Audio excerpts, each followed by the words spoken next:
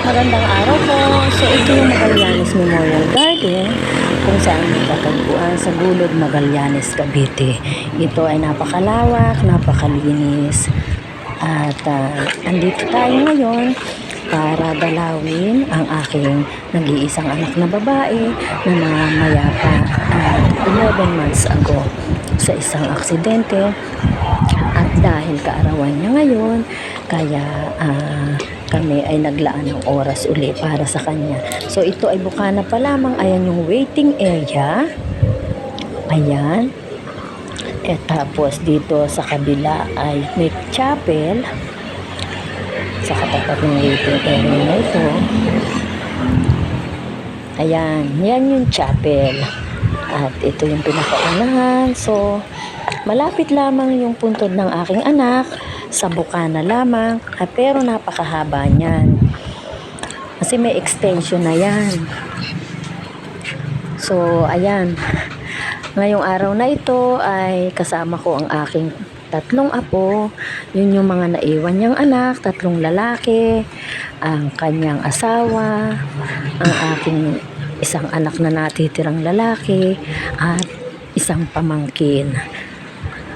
Pasensya na kayo dahil doon sa unahan ng aking video ay medyo maingay at parang hindi gaanong malinaw ang aking boses. Ayan. So, malapit na tayo. Alam nyo, talagang hindi natin masasabi ang buhay.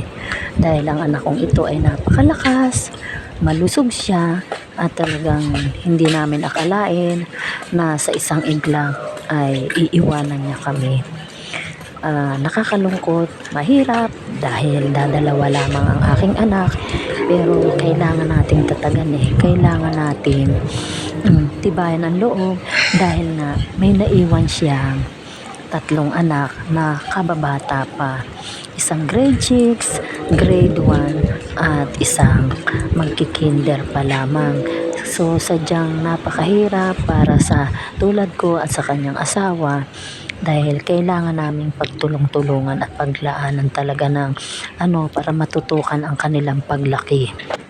So ayan, malapit na tayo at dito sa kanyang puntod ay kasama niya ang aking mahal na ina at ama na namayapa na ilang taon na ang nakakalipas. Matatanda na sila nang sila ay mawalay sa amin. So andito na tayo.